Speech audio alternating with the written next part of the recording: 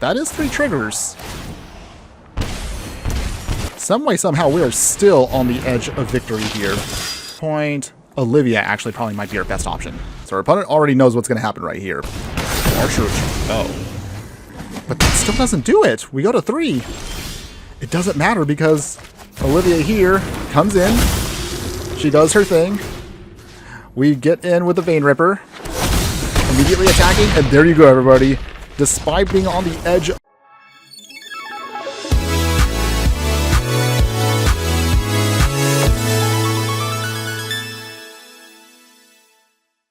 Hello, my fiery friends, the Infernoman here with the hottest in holiday deck technology.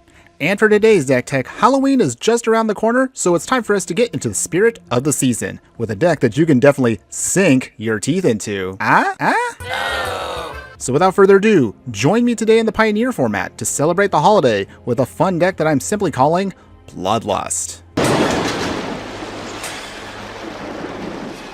That's odd. Usually the blood gets off at the second floor. Longtime viewers of the channel know how we do it. We have to talk about the stats of the deck before we dive right in. So our Bloodlust deck is going to be a vampire-themed deck with Mardu colors of white, black, and red. You're looking at an average mana curve about 2.9.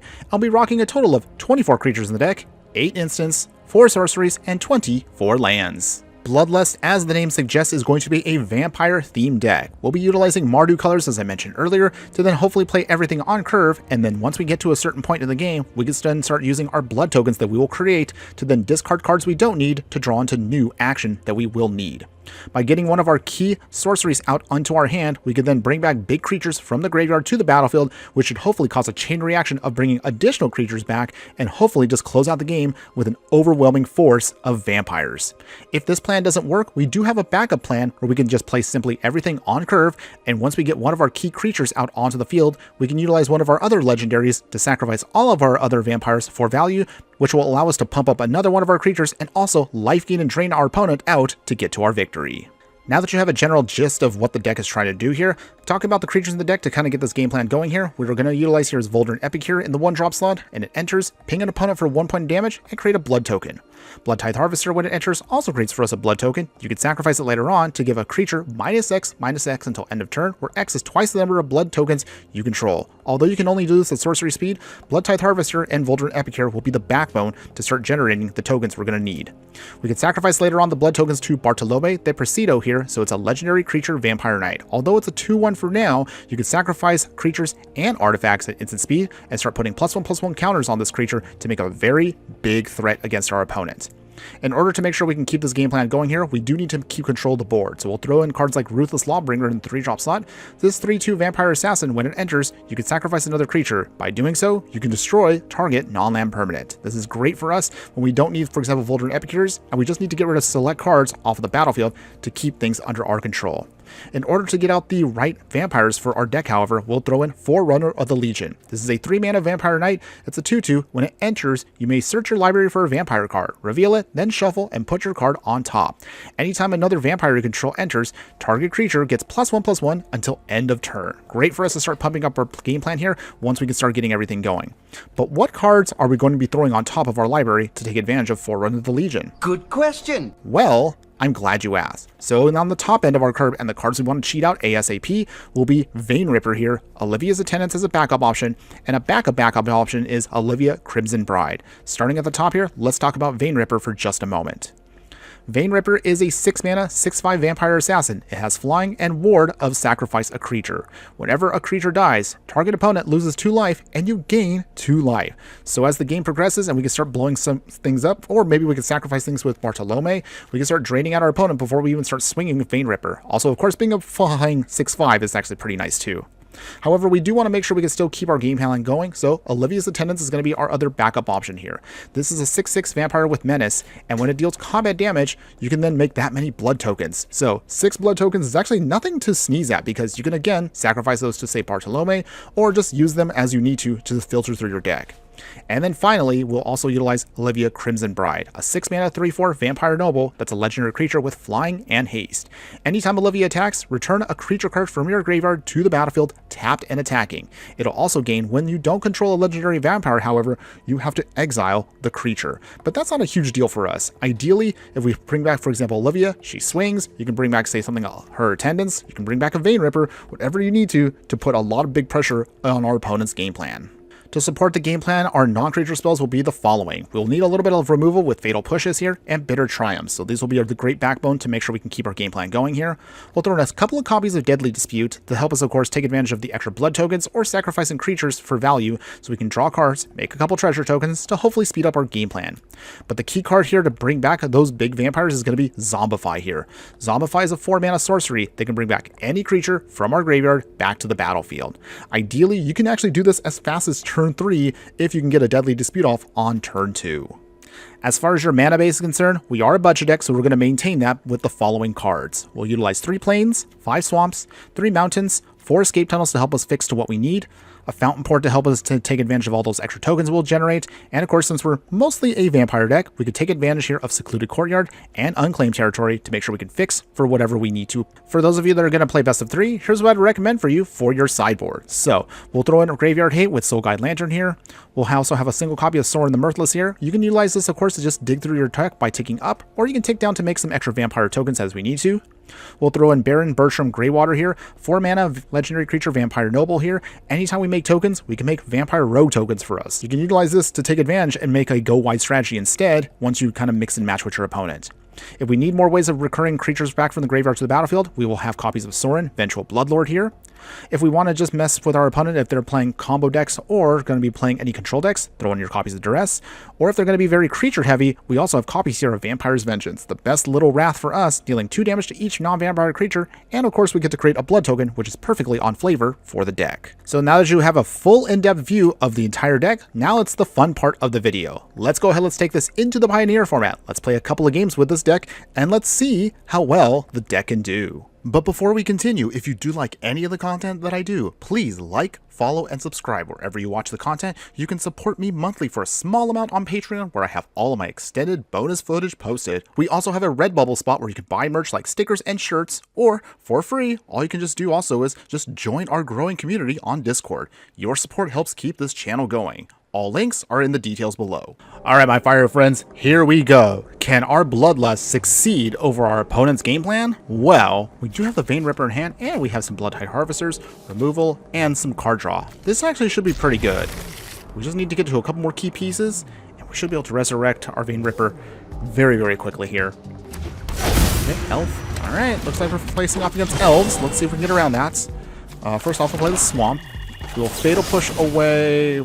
yeah, we'll Fatal Push it away. Gotta slow our opponent down as much as possible. Alright, nick those. Alright, so without one of their pieces here, that's good for us, at least for the time being. Name Vampire, Bloodtide Harvester. We might have to use now the blood token to get rid of that Elvish War Master. Okay, what else has our opponent got? Ooh, Eyeball. A little scary, but it's still beatable. Boulder and Epicure, that's also pretty good too. Play, of course, on Vampire there. We will Boulder and Epicure.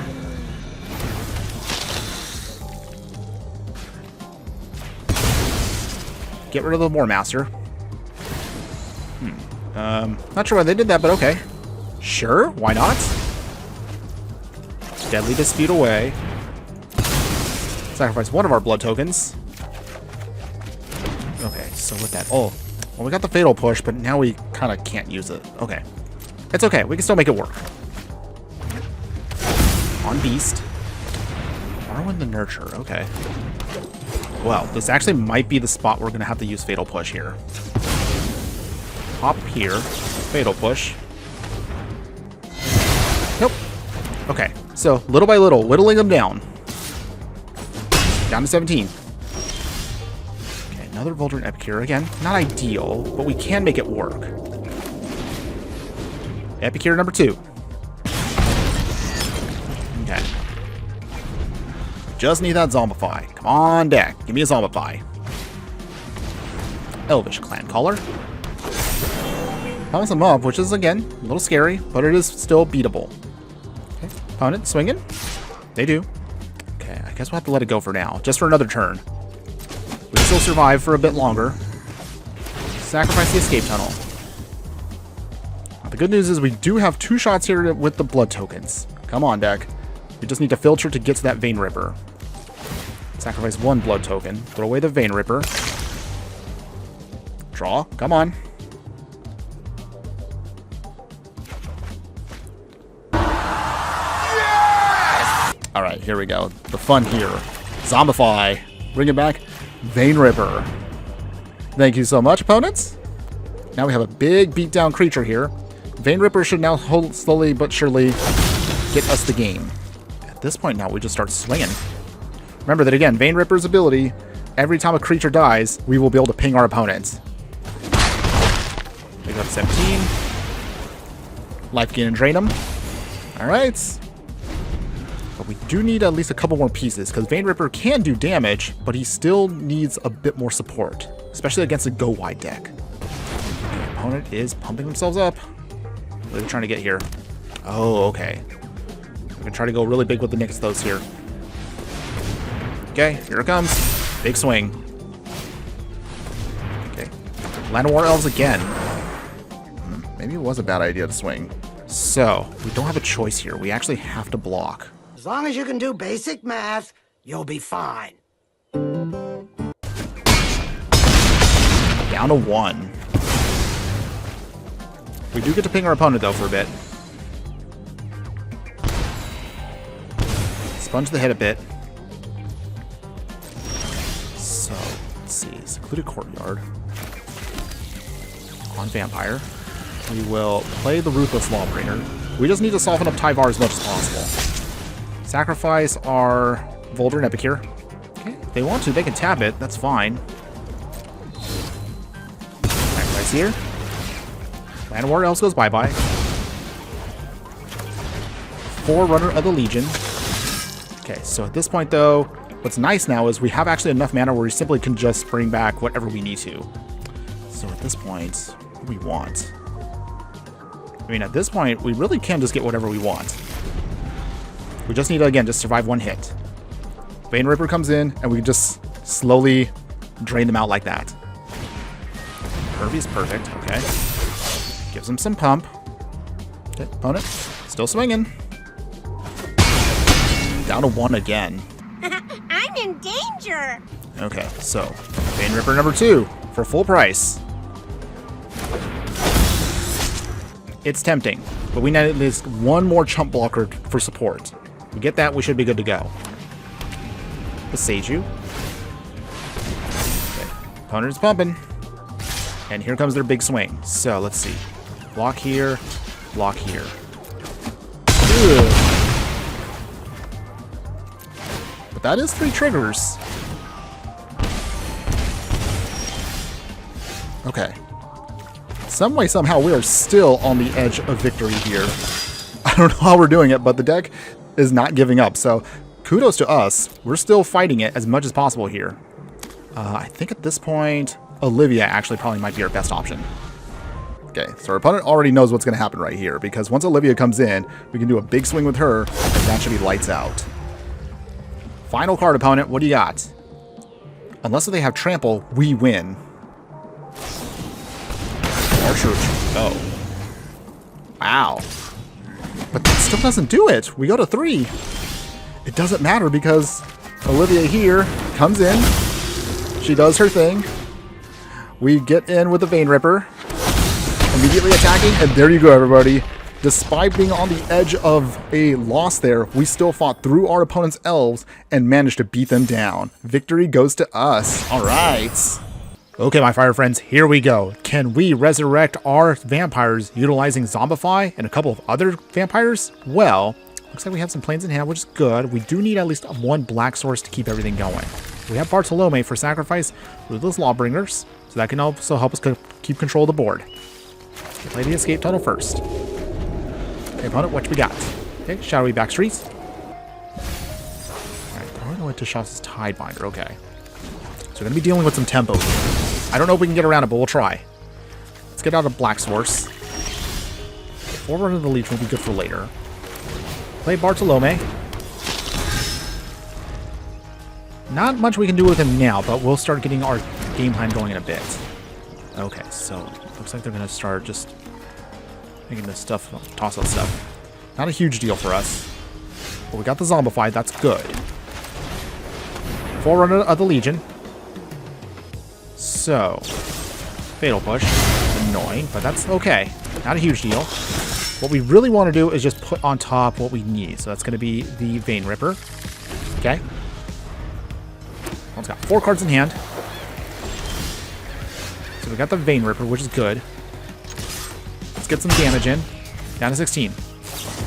Now, if our opponent forces us to discard, that actually goes in our favor. All we just need to do is get one more land. We can start zombifying things. Okay, still not quite yet, but that's okay. Down to 14. At the very least, we could just get in some early damage here, so hopefully this should put our opponent in a bad spot. Okay, opponents, doing some scrying. If we can get down Vein Ripper, we might be able to actually do this. Okay, so they do have... Oh, so actually, this is an interesting deck. I mean, they have Flash, but they also have enchantments, huh? I have no idea what our opponent's going to try to do here, but we'll see if we can find a way to make it work. Do you have an answer? Spell Queller. Okay. So they get rid of, unfortunately, our key piece there. That's okay. I actually do want and hope that they have a Hopeless Nightmare so we can throw away Vein Ripper. But we'll see if we can find a way around it. Until then, hit a Mountain. Second Blood Tithe Harvester. Does this stick? Okay, great, it does. We will pump up our Forerunner. Okay, so we got what we need. Now we just start doing some damage and start messing with our opponent here. Slither Wisp, okay. Huh. It's a very interesting build, I'll say. If another Spell Queller is in their mists, then we might be in trouble. Alright. But we gotta take a risk here. If we don't take risks, we're never gonna get anywhere. Okay, so we got another Volder Neck here. And another Blood Tithe Harvester. Okay, so let's play the Volder Neck here. Okay, so we will then pump this up. Run it for 10. So the nice part is we actually don't need to bring in Vein Ripper just yet. We can just start messing with our opponent here to kind of put them in a bad spot. There we go. MTG Tracker. They hit us. Oh, so this is actually a pretty interesting deck they have. Okay, so they block there. That's okay. Down to 6. Okay, so we know for sure they can't do Spell Queller, but we came here for a reason, everybody. Let's give this a shot. This is where the fun begins. All or nothing. Vein Ripper. Does this resolve? Or do they have a counterspell? A few moments later. Oh, they have Aven Interrupter. Okay. So, they did have an option to stop us. 12 seconds later. Oh, never mind. We're dead. Wow. Alright, that was definitely not a deck I was expecting to throw at us, but okay. I mean, kudos to our opponent for having something unique, even if it did beat us. Okay, my fire friends, here we go. Let's see if we can get a little bit of action out of our vampires and see if we can get a little bit of value from their abilities. So, we do have a lot of good stuff here, good curve, and we can cast everything, no problem. But we do need to get to our Vein Ripper. Although this technically doesn't have anything that can help our game plan early on, we can at least build up enough blood tokens where we should be able to hopefully dig into something. Duress, got him. Sorry, opponent, nothing to throw away here. On the other hand, though, they do know our game plan, sort of. Play Vampire, of course. Volder Nevic here to get started. Ping our opponent for 1. Take that token. Or they Mac Rakdos mid-range. Looks to be that way. We got Olivia's Attendance, so it doesn't help us out now, but it will later. Play again on Vampire. Blood Tithe Harvester. Our opponent at the bare minimum has an idea that we're just a Vampire deck, but they don't know what kind of Vampire deck we are, so that does give us a little bit of an edge. at least for now. Okay, opponents. Blood Crypt. Unstoppable Slasher. That actually works perfectly in our favor here. So what we can do is play the Plains. Ruthless Lawbringer. We will sacrifice Boulder and Epic here. Take out their Slasher. Nice. Get in a free hit here down to 13 for our opponent with Blood Tithe. So what we can do later on is, with our other Blood Tithe here, we can sacrifice one of them to make sure the Slasher is gone forever. Ooh, yeah, 2. Sacrifice a land. Swamp. We will play the second Blood Tithe Harvester. We will sacrifice 1 here to get rid of that Slasher. Okay. Getting some free shots here. Down to 10. We have a little bit of time before those things really become a problem for us. Oh dear. That also is one card that shuts us down heavily here. So we will try, though. Throw away Olivia's Attendant. Drawing into our Zombify. Okay, so we got our Zombify, which is good. Shoulder goes bye-bye. Okay, that's out of the way. We take a ping here, but small price to pay. Secluded Courtyard on Vampire. Boulder and Epic here again. Ping.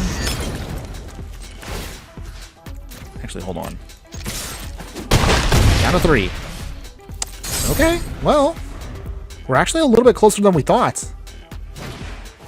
They also have a Blood Tithe Harvester. Not exactly how I was expecting the deck to work, but technically it is working. If we can get a Vein Ripper, then that would actually be beautiful for this deck. Okay, opponent does not want to swing. Okay, come on, deck. All right, we can afford to do 1.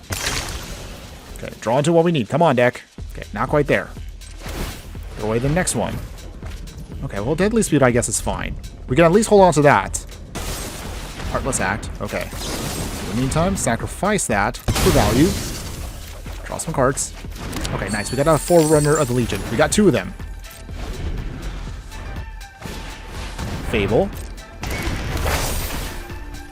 Alright.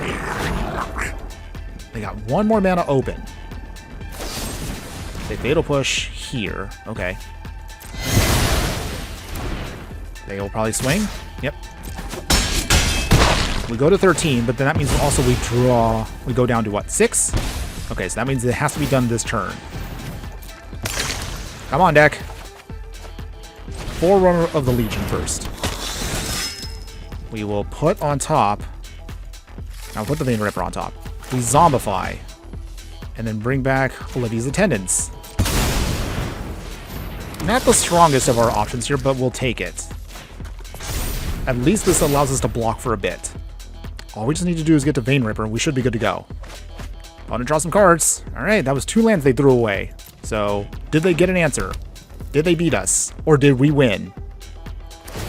Okay, they do sacrifice to get rid of the Forerunner. Okay, so wait, did we lose? Oh dear, did we actually lose? Okay, so we block a Slasher because we don't have a choice. Go to 2. I'm in danger. We technically do make some blood tokens. Makes like 6. Oh dear. Okay, at 1. Okay. We will play Vein Ripper for full price. Alright, that's it. Wait, I think we still lose, don't we? Do we lose? Do we lose? Because the trigger, I realize on the stack, does not... We'll do it after. Now, if our opponent sacrifices here, which I don't think we're going to do, that actually does keep us alive. Yep. Okay. If we had like a first strike ability, that would have helped us out, but just a little too late there. Maybe we should have gotten rid of the Unstoppable Slashers, but oh well. I mean, we tried, everybody. We couldn't quite get there because those Slashers really did speed up the game plan quite a bit, but that's okay. And there you have it, everybody. So that was Bloodlust for you for the Pioneer format. And you tell me in the comments below, what do you think? Would you play this deck in any way, shape, or form? To be honest with you, while I do like the idea of bringing back Vein Rippers using Zombify, it is sadly a far cry from the original powerhouse version of this deck. Now, for those of you that may have forgotten, in the Pioneer format, there was a much more faster combo that is technically banned in the format. So I'll show you that real quick. 6.5 hours later. Sorin Imperious Bloodlord. I actually have been got by this a couple of times. The card, of course, meant that you can actually get down Vein Ripper as fast as turn 2 if everything lined up perfectly. Our version, of course, is a lot more easier and a lot more fairer than this version, but as you can tell, the power level definitely feels a lot weaker than the original one. But even on a budget, if you do like this, it's actually not too shabby. If you want to mess around, however, you actually don't need vampires to make this a good deck. I just did it, of course, because I love, of course, creature decks, and I'm a big fan of Ken just making fun on-themed holiday decks. Now, even with that all out of the way, if you do like what this deck is trying to do, and maybe you are interested in seeing what else you can do to take it to the next level, by making it this far into the video, please give a shout out below because you are my true fire friends. And because of that, in just a moment, I'll be more than happy to show you how you can take this deck to the next level. So the upgrades of the deck are going to be as follows. Most of the main part of the deck will stay the same. We will throw in, however, a new vampire here, Marvin Fane Dusk Apostle. So it's a 3-mana legendary creature vampire cleric. Whenever one or more non-token vampires you control attacks, you get to create a 1/1 white vampire creature token with lifelink. One of the things that can help us out a lot with this deck is going whites with some sacrificial tokens, which you can utilize for Bartolome. The lifelink, of course, will help us stabilize, so it gives you a little bit more of an option. That means you'll have to cut out at least one copy of Forerunner of the Legion, but you can still pick out whatever vampire you do need and sacrifice your blood tokens just the same to filter your next card draw.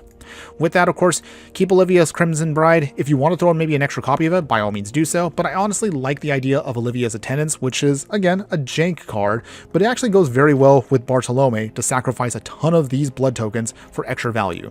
Obviously keep the Vein Rippers because that's the whole point of the deck, but realistically, the best upgrades you can give the deck, of course, are always your mana base. So the following will be cutting out everything but one plain and one mountain. We'll keep 2 swamps, and everything else will be a mix of fast lands and shock lands. But whatever mix you have of dual lands that are coming into play untapped, use whatever you can to get the most advantage out of the deck. For us, though, we'll recommend Concealed Courtyards, Godless Shrines, Blackleaf Cliffs, and Blood Crypts, single copies of Inspiring Vantage and Sacred Foundry. We'll only have one Triome, which will be Savi Triome, perfect for our deck, and if you don't need it, you can cycle it away.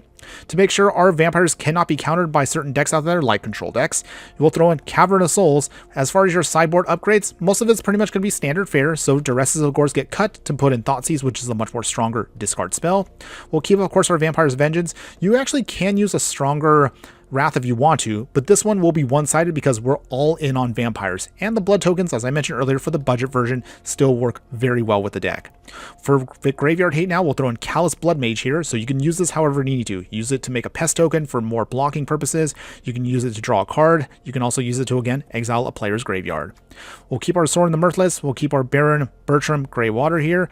We'll throw in now Edgar Charmed Groom here. So this 4-mana Vampire Noble gives all of our vampires +1/+1.